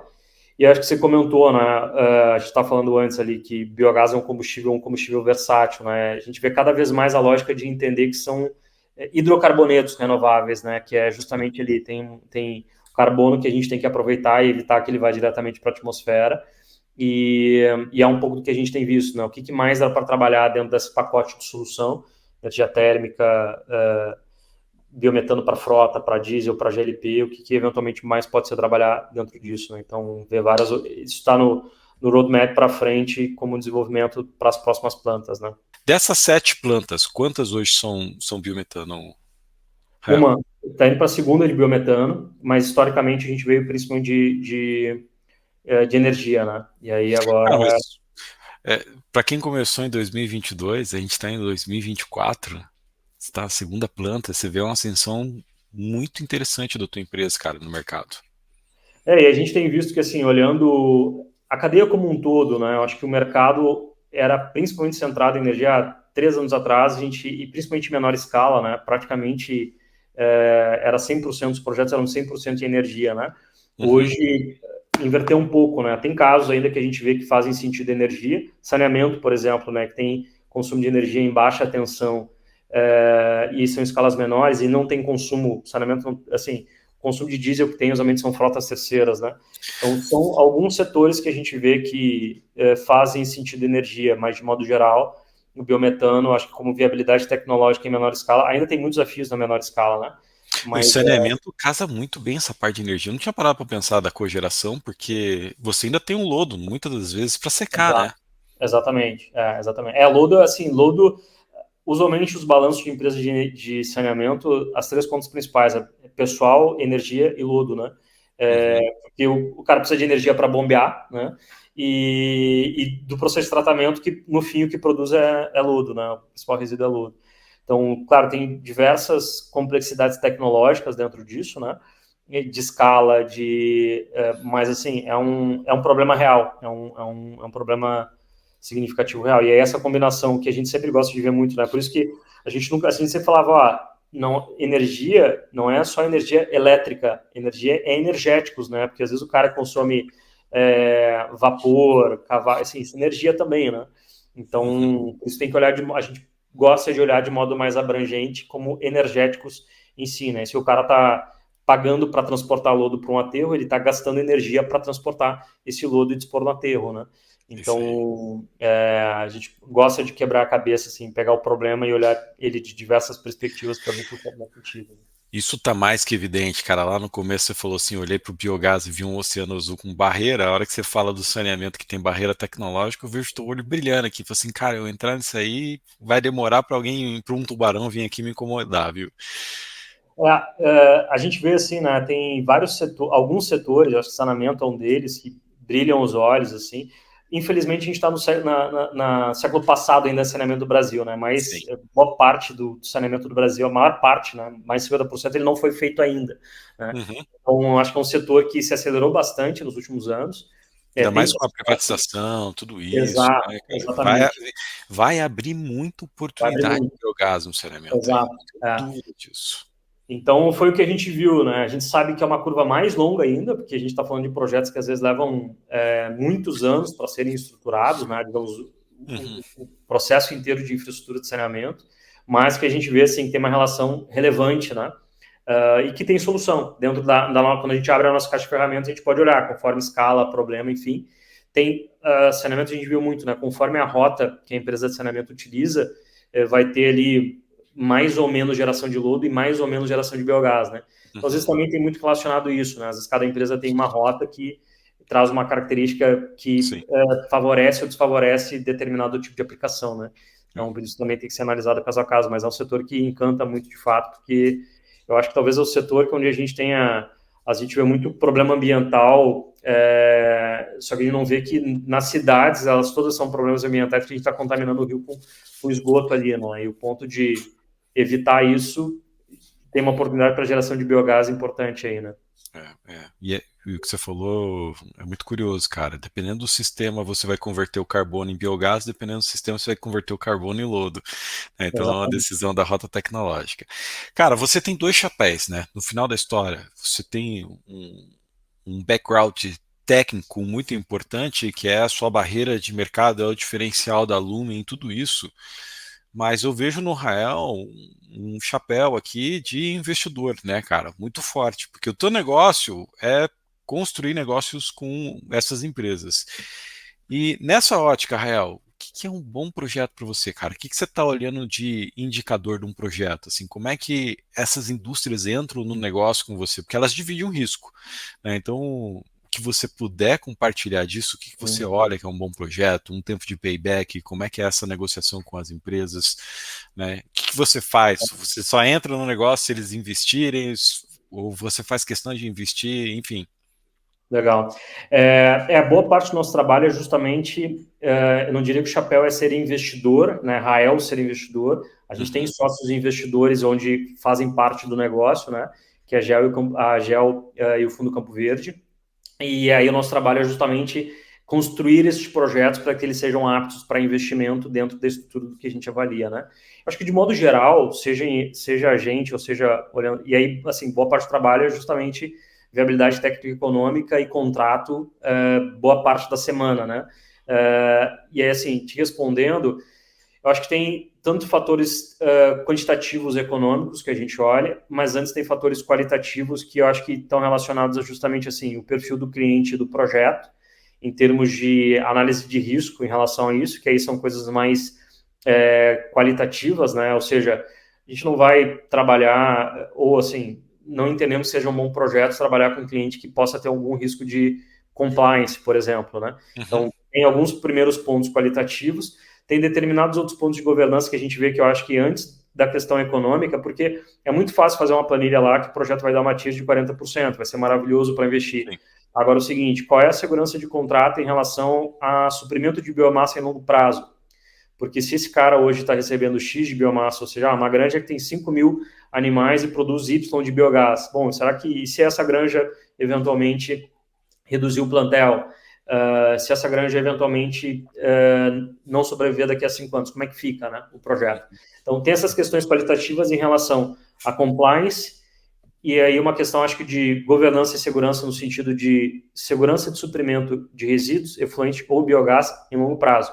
Esse eu acho que é uma avaliação que é menosprezada, é difícil pra caramba de ser feito, porque não existe dados, em muitos casos, e essa correlação, né, de resíduo efluente para biogás, conforme a literatura, o parâmetro que a gente utiliza, ela pode dar 30, 100 ou 300, né?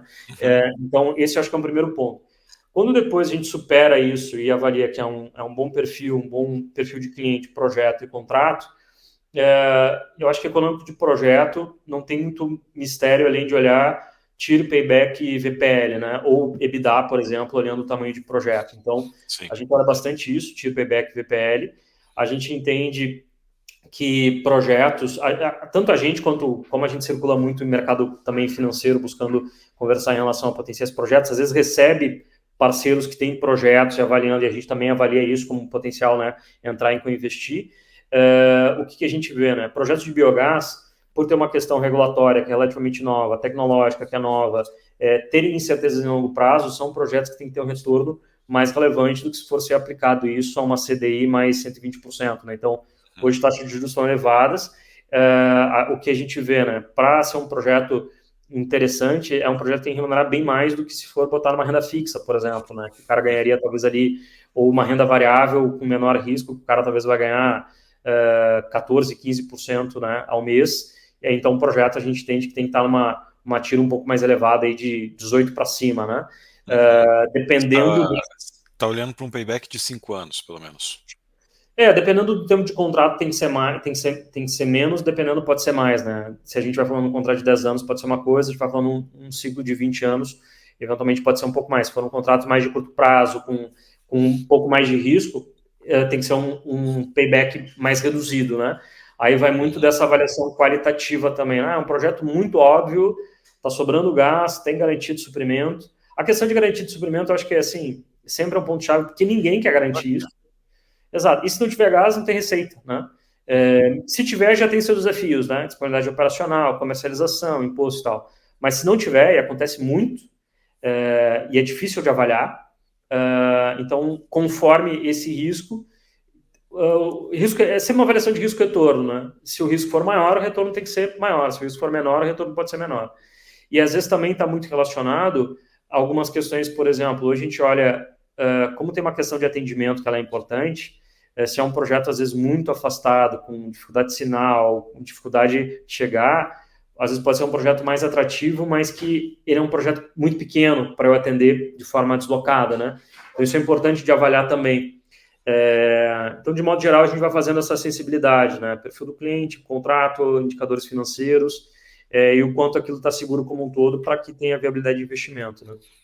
Imagino eu que quando você deve olhar para com mais segurança ou com menos risco projetos industriais, de indústrias mais consolidadas, que têm menos instabilidade política ou de commodity, que vai ter uma operação mais flat com mais tempo, isso vai reduzir o risco do teu projeto, consequentemente você pode assumir um payback maior ou dividir mais esse bônus, esse ativo aí com o cliente, certo? Certo, porque o cliente industrial, a indústria é uma linha de produção, né? E aí o cliente mais industrial, ele tem que, para X litros de refri, papel que eu produzo, ou Ele não quilo... pode parar, né? Porque um dia parado para eles é o prejuízo do ano. Exato, e ele tem mais informações, né? Ele sabe que, ó, input aqui, output aqui, e eu tenho um histórico de X tempo. Quando a gente chega na cadeia agropecuária, usualmente não existem essas informações. Não tem nada. Então, o saneamento, às vezes saneamento da mesma forma. Então, e aí a falta de informação é um risco, né? A imprevisibilidade é um risco. Então, sim, o cliente industrial, ele é um cliente mais seguro porque é um processo mais estável e previsível. Mais previsibilidade, menos risco, menor necessidade de retorno, né? Então, Mas não necessariamente é o mais fácil de negociar também, né, cara? Geralmente é o cara mais difícil de negociar, né? Eu não sei se tem algum mais fácil. Talvez tenha alguns que sejam menos difíceis. Mas de fato, às vezes o processo é muito mais longo, né? Está chegando no final do processo, o responsável da empresa sai, troca prioridade, aí tem que reiniciar o processo. Então, assim, às vezes a gente brinca, né? Deve ter setores mais fáceis do que e negócios mais fáceis do que a gente faz, porque biogás é uma cadeia de, acho que é extremamente apaixonante, mas é extremamente desafiador, né? Uhum. Fazer o arranjo de todas as partes do contrato, tecnologia, capital, né? Então, mas deve ter setores assim, tem clientes que são menos difíceis do que outros, com certeza. Com certeza, com certeza. Rael, voltando pro teu lado empreendedor, cara, você é um cara que não tá há tanto tempo no mercado, 7 plantas de biogás, de uma forma geral, 2 de biometano, não, são poucos players que tem aí no Brasil. Eu sei que você é um cara que começou do zero nesse mercado de biogás. Então, que desafios você teve nesse mercado, cara?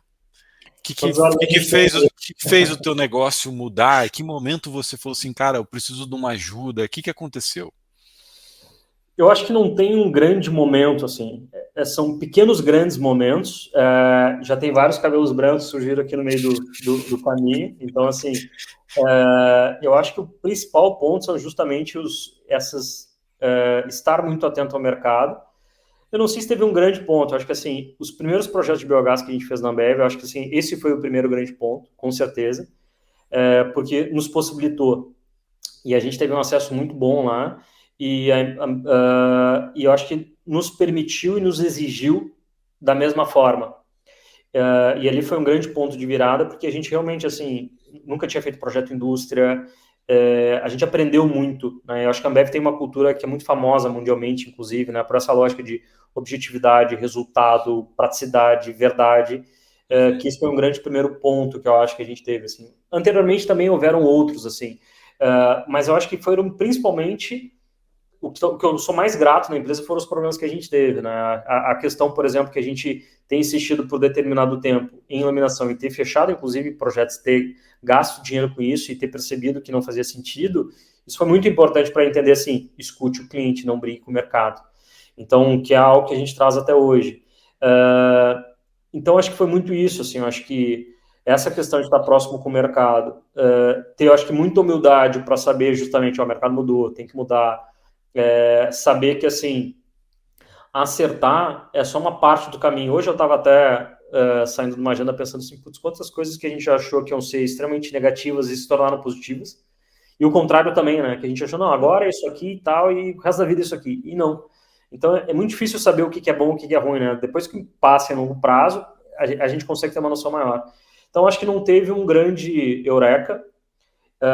Eu acho que o grande ponto foi essa questão de escutar o mercado, de ser muito resiliente, saber que o mercado vai mudar, focar no problema do cliente e saber que esse problema vai mudar com o tempo. E eu acho que tem muita disposição, assim, tem que ter muita resiliência, paciência, porque é um mercado de longo prazo, né? Isso tem prós e contras. Às vezes eu Uhum. tenho grupos de empreendedores que eu participo, os caras, putz, cara, meu ciclo comercial é um problema, eu gasto 4 meses para fechar um contrato. Eu falei, caramba, 4 meses, cara, que bom. Pô, às vezes a gente fica 4 anos aqui, mas ao mesmo tempo a gente tem um contrato de 10 anos. Uhum. Então tem prós e contras, não adianta, né? Assim, não tem negócio fácil, acho que em Uhum. nenhum setor, e os negócios que são fáceis, eles são fáceis só por um curto período de tempo. Se quiser ir por um caminho reto, certo, sustentável no sentido de sustentar-se no tempo, acho que tem que ter paciência, aguentar as porradas, estar disposto a mudar constantemente, não querer achar que é dono da verdade, né? Porque a verdade ela pode mudar com o tempo, e ter essa capacidade, eu acho que às vezes me perguntam, putz, mas se as pessoas perguntam, qual que é a sua engenharia, né? Eu falo, eu brinco que é engenharia de negócios, né? Eu falo, minha engenharia, assim, eu sou especialista em perguntar. Eu sou curioso pra caramba, não tenho pretensão de ser dono da verdade, eu acho que isso, assim, até por não ser, hoje, claro, já emergi muito do time em questões técnicas, a gente tem um time técnico também muito curioso e qualificado, e a minha habilidade, eu acho que é justamente assim, cara, por quê? Saber perguntar por quê e ver se faz sentido ou não faz sentido, né? Uhum. Por ter aprendido muito isso na lógica, né? Tem várias coisas que a gente viu no passado que eram verdades absolutas no setor, que eram soluções maravilhosas, que com o tempo se mostraram que não faziam sentido. Então, acho que essa é a grande coisa, assim, ter essa humildade para perguntar e mudar, e ter resiliência e paciência para aguentar a jornada, porque ela exige, né? Ela é bastante exigente. Uhum. Então, acho que não tem a grande coisa, assim, acho que são várias pequenas grandes coisas enfim, que fazem com que a gente permaneça, né? Acho que tem muito isso, né? Acho que a gente for olhar os últimos anos, né? Pandemia, problemas econômicos que o país teve, político, enfim.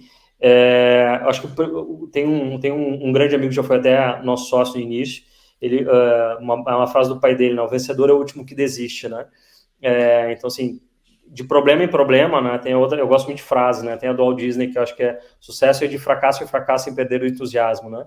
Então, acho que é muito isso, assim, né? Biogás, se a gente for ver, tem várias ondas. Teve questões lá do protocolo de Kyoto, lá, 2010, problema pra caramba, depois energia, depois... Então, assim, é muito isso, estar atento, é saber mudar, ter curiosidade, saber se adaptar e ser ágil, né? Eu acho que é mais importante do que ter um grande produto é a agilidade. A gente estuda muito a questão de agilidade de negócio, porque é isso, o mercado vai mudar, a proposta de valor tem uma parte que ela tem que ser consistente, tem uma parte que ela tem que se adaptar, e a gente tem que ter inteligência, sabedoria, eu acho que humildade para ir, e paciência para ir acompanhando essas mudanças, né? Que massa, cara, que massa, fantástico. Extremamente inspirador, cara. Eu tô me sentindo inspirado aqui com tudo que você tem falado. Tenho certeza que vai inspirar muita gente. E aí você falou de humildade em pergunta, e eu tenho uma curiosidade aqui. Você foi uma das primeiras empresas que teve uma conexão com a Gel publicamente, né? Com a Gel Carbon. O que que isso mudou no teu negócio, Rael? Não sei o que que você pode falar disso, mas eu sinceramente, estava ansioso para te fazer essa pergunta, cara, para entender como é que. Porque a Gel é uma empresa importante. O Alessandro já teve aqui no nosso podcast, falou das empresas, do ecossistema de biogás, de soluções de biogás que ele está criando, né? Então, queria ouvir agora de alguém que veio integrar o ecossistema da Gel, né? Como é que isso mudou o teu negócio? Bacana, eu acho que daria para fazer um podcast à parte para a gente falar sobre essas jornadas societárias e investimento, porque isso Não é uma decisão fácil, né, cara? não é uma decisão nada fácil. Eu já tive outros sócios no passado, é um casamento, né? E como casamento tem as partes boas, tem os desafios. Não é fácil de avaliar, entender, celebrar um acordo e depois trabalhar junto, né? Como qualquer relação, né? Familiar, profissional, afetiva e por aí vai. Bom, a gente tinha outros sócios no passado, sócios investidores, tinha outros sócios executivos também no passado, que acabaram saindo antes da jornada do biogás em si, ficaram mais na jornada de quando a gente estava indo na parte de iluminação e gás natural. E aí outros sócios executivos no passado também que saíram em 2021, mais ou menos, 2021. Então, desde então, sabendo que é um negócio complexo, que a gente estava aumentando a complexidade, a jornada por si só ela já é muito solitária e demandante, né? Então, E você tinha um time enxuto também, né?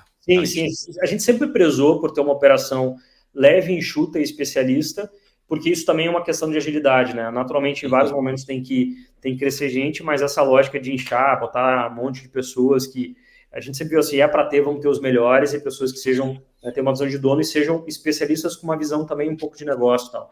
Isso sempre teve e permanece, né? Porque faz parte do modelo de negócio. Na questão de buscar parceiros e sócios, né, sempre nessa lógica que a gente teve de conversar com as empresas, players do setor como um todo, o Alessandro já conhece há algum tempo, né, quando a gente resolveu entrar no setor, acho que a primeira coisa que eu fiz, eu falei, bom, onde que esse setor se encontra, né, e era um setor assim, acho que quando a gente entrou na biogás, estimo eu que acho que tinha umas 20 ou 30 empresas, hoje já tem mais de 200, salvo engano, talvez até mais, 300, 400, isso era por volta de 2017, eu lembro que o primeiro evento de biogás que eu tive foi um fórum aqui em São Paulo. Não, foi o fórum da biogás, não era nem o Fórum Sul brasileiro, era o Fórum Rio Grande do Sul, que depois veio a se tornar, né, o Fórum Sul, foi a primeira edição lá em Caxias. Então, entrei na Biogás, conheci o Alessandro através da Biogás, fiz parte do conselho, sempre admirei muito a jornada do Alessandro, acho que é um cara empreendedor também, né? Jornada incrível, cara. O cara tá muito tempo focado num nicho ali, tem todo o mérito dele no mercado. Exato. Então, eu vejo assim, né? Se a gente começou a olhar isso em 2016, 2017, o mato era alto pra caramba, eu fico imaginando, assim, eu tento imaginar, mas nem consigo o que era. O mato ali continua alto, né, cara? Só que agora a gente consegue enxergar o topinho da montanha. Exato. Lá. Aí eu fico imaginando lá atrás, né? 13 anos atrás, ali, quando quando a Alessandro fundou a Gel, o que devia ser isso, né? Que nem sabia o que era o termo biogás, né? Então, admiro muito a jornada nesse sentido. E eu acho que tinha muito isso, né? Conversava com ele, com outros players do setor, e quando percebi essa questão de falar, a gente está aumentando a complexidade do que a gente está fazendo. O setor, ele não quer um produto, ele quer uma solução. Uma solução exige a gente ter um arranjo jurídico, tecnológico, contrato. Então, assim, exige uma plataforma de solução, como eu falei, né? Então, em uma plataforma não dá para querer abraçar o mundo sozinho, né? É um mercado grande demais. Então, nessa lógica, a gente começou, eu, né, aí como sócio fundador da empresa, buscando parceiros em si para desenvolver isso, e aí muito conversando com o Alessandro e com os demais sócios também da GEL e do fundo que faz parte da GEL, que é Campo Verde, eu vi que tinha primeiro, acho que uma sinergia de valores e visões muito importante, porque eu acho que isso é essencial, né? Existe uma cultura semelhante, se não tiver isso, uma sociedade não sobrevive, né? Por mais que as sinergias técnicas possam fazer sentido, se não tivesse alinhamento, não sobrevive. Então, eu via também um alinhamento na visão e postura empreendedora, seja do Alessandro, seja dos sócios do Fundo Campo Verde. Via uma sinergia de negócios, né? Eu acho que essa visão de plataforma é a visão que a gente sempre teve no produto e na solução, e aí quando a gente vê assim, bom, olhar a construção do ecossistema em formato de plataforma, onde a gente consiga olhar grande escala, pequena escala, logística, questão jurídica, regulatória por trás, que é pesada, eu vi que isso, 2 mais 2 podia dar 20. Né? Então, foi uma construção nesse sentido, de justamente entender que as complementariedades eram muito grandes, né? Naquela forma, né? Acho que tinha um caso de cliente, que não era um caso prioritário nem para a gente nem para eles, era muito grande para a gente e pequeno para eles, né? Então, tinha um caso que a gente, entre aspas, concorria, que não dá nem para dizer que a gente concorria. A gente viu assim, tem boas complementariedades aqui, e eu acho que valores, visões, culturas compartilhadas, né? E aí a gente, 2023, a gente está em 24, 2023, a gente selou, né, essa parceria, essa sociedade, muito com esse foco, né, de buscar atender o setor como um todo, né, abraçando, assim, distintas soluções, né? Então, a GEL atua principalmente fazendo plantas de maior grande porte, né? Sim. Tem um pioneirismo muito grande na parte sucoenergética, mas resíduos como um todo, né, codigestão de resíduos como um todo, e a gente sempre com o nosso foco na parte de média escala, né, pequena e média escala, que era um ponto que a GEL, pela referência que tinha no mercado, né, hoje reconhecida nisso, acabava tendo demanda, mas por uma questão de foco, como a gente falou, acabava não conseguindo acabava dizendo não para as demandas, não tinha para quem direcionar elas. Exatamente. Então, a gente resolveu justamente unir forças em relação a isso e pensar nessa forma de ecossistema e plataforma para desenvolver em conjunto essas soluções, né? Aproveitar as sinergias e desenvolver em conjunto essas soluções. Que massa, cara. E pelo jeito deu certo, né? Arrancou você lá do Rio Grande do Sul, levou para São Paulo. A gente já tinha, né? Sou muito feliz assim pela jornada que a gente teve e tem no Sul. Parte da equipe ainda é de lá, mas a gente vê assim, o Brasil se encontra em São Paulo, né? Lá a gente está um pouco no fim da linha, assim, até pela questão logística de atender outros estados, mas assim, com certeza deu certo, até por uma questão de ter mais proximidade, tanto com o ecossistema quanto com o mercado consumidor, né? Até para hoje a gente atua, né, Sul, Sudeste, Centro-Oeste, tem planta no Nordeste, então estar em São Paulo faz muito mais sentido pela proximidade com fornecedores, clientes como um todo. E o perfil do teu cliente industrial, muitos deles têm pelo menos um escritório em São Paulo, né, cara? Então Sim. Faz total sentido, total sentido. Exato, exatamente. Rael, então, cara, que incrível o bate-papo. Eu não quero tomar muito mais nosso tempo, porque a gente está indo tarde aqui. Eu tenho certeza que a gente vai ter outras oportunidades. E eu queria te fazer mais uma pergunta, cara. O que você vê como tendência do mercado de biogás aí para os próximos anos? Legal, é um tema que eu gosto de pensar bastante. Eu acho que essa questão em relação a trabalhar modelos de negócio que busquem resolver problemas e minimizar conflitos de interesse, eu acho que é um ponto-chave. Eu acho que a gente está tendo uma maturidade, um amadurecimento do tema, e aí a gente tem visto um aumento de demanda. No passado a gente tinha que explicar muito o que era biogás no setor, hoje a gente precisa explicar menos, acho que isso é positivo. Ao mesmo tempo, eu acredito que a gente tende a ter uma acomodação, de certa forma, das empresas e das soluções em médio prazo. Acho que tem muita gente entrando, acho que isso é positivo. Acho que vai ter os seus problemas aí quando qualquer mercado em crescimento e maturação, né? Até o momento dele se estabilizar. Então, eu acho que o ponto para estabilizar isso são bons modelos de negócio e engenharia realmente confiável, que é um desafio, né? Um foco cada vez maior na operação. Antes, eu acho que a dúvida era se biogás existe. Aí se aprendeu que existe. Depois é se funciona, né? Se a planta vai funcionar, aí a gente aprendeu que funciona. Funciona. Agora, um ponto cada vez maior de olhar a questão de disponibilidade operacional, que é um desafio, eu acho que de todo mundo justamente olhando o longo prazo, né? E aí eu acho que eu vejo uma tendência de atenção cada vez maior em relação a isso. Coisas que hoje a gente não fala muito dentro do setor, né? Que é monitoramento operacional, acompanhamento disso, eu acho que é um ponto que tende a ser relevante e, consequentemente, modelos de negócio que se adaptem a isso. Acho que a gente também vê, assim, olhando nessa lógica de relevância de problemas para resolver e impactos para aumentar, a questão de combustíveis líquidos, né, no caso diesel, que no passado a gente olhava muito energia, que era meio que o que tinha, né? Hoje, olhando gás natural, que é uma solução interessante, olhando ambientalmente e economicamente diesel, que tem N outros desafios de logística, ponto de abastecimento, eu acho que também como uma tendência relevante e com os desafios que vem atrelado a isso. Mas acho que se eu pudesse resumir, seria acho que bastante isso, né? Atenção maior à operação, monitoramento, modelos de negócio que se adaptem a isso e resolvam isso. E a questão também de olhar para a frota, né? Para a substituição de diesel, que o impacto realmente ele é brutal, né? Ambientalmente ele é brutal, né? E econômico também, né? É muito Econômico forte. também, né? Exato. Eu concordo com você. Acho que agora os nossos desafios de mercado estão muito mais orientados. O desafio do mercado de biogás muito mais orientado para modelagem de negócios inovadoras. E é isso aí, cara. Deixa os teus contatos para eventuais indústrias, parceiros que querem entrar em contato com você, Rael, com a Lumen. Como é que eles te encontram, cara? No LinkedIn, nas redes sociais, no teu site, enfim. Legal. Bom, Rael Mairesse não tem muitos por aí, né? Então, o meu e-mail é rael, R-A-L, lumin.com.br, L-U-M-I-N-G, né? O LinkedIn lá, Rael Mairesse também chega direto. Tem o nosso site, lumin.com.br, que tem os canais lá de contato também. E podem ficar à vontade, seja potenciais clientes, mas também parceiros aí interessados no setor total à disposição. Aí a gente vê que eu acho que quanto mais pessoas tomando conhecimento, buscando atuar do setor, profissionais interessados em entrar, eu acho que o bom para o setor, né? Independente se for ter uma relação direta com a Lume ou não, né? Eu acho que a nossa concorrência do setor não é com os que estão fazendo os 2%, é com os 98% que não estão feitos ainda, né? Então, quanto mais gente olhando para a gente virar junto o setor e amadurecendo e pessoas e empresas boas, eu acho que melhor, né?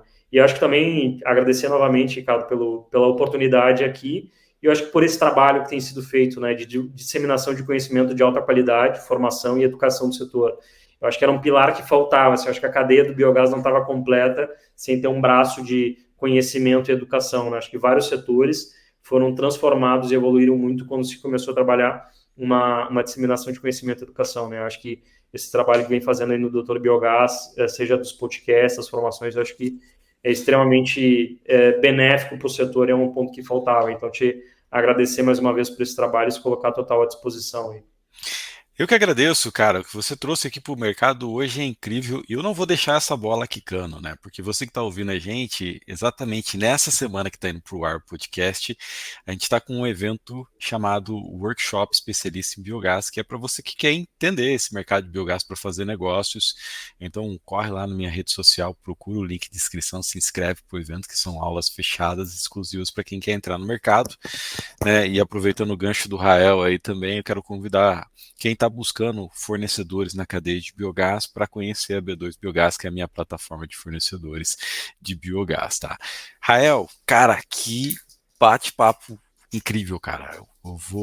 Confesso que eu vou voltar depois dessa nosso podcast aqui, vou rever muita coisa que você trouxe, porque você trouxe sacadas que eu não tinha parado para pensar ainda, cara. Obrigado por compartilhar tanto conhecimento, né? Espero que Deus abençoe toda a tua jornada aí, que só tá no começo, cara. Tenho certeza que você vai crescer ainda mais do que você tem crescido, cara. Então, muito obrigado, irmão. Eu que agradeço mais uma vez aí, obrigado pela oportunidade, que seja uma jornada de sucesso para todos nós, né? Tanto para Show. Lu, Dr. Biogás, Rael e Ricardo, e eu acho que o setor como um todo, né? Acho que a gente está, de Exatamente. fato, só no início aí, tanto me sinto no início da jornada, sinto no início da jornada, sempre dia um, né? Acho que a gente manter essa mentalidade de dia um é super importante para a gente aprender e evoluir sempre, ajudar a construir um setor, melhorar, né, as nossas questões ambientais e econômicas aí no país também, que eu acho que é um grande legado que o setor pode deixar para a economia e para o meio ambiente também, né? Show. Um abraço e até o próximo episódio, pessoal.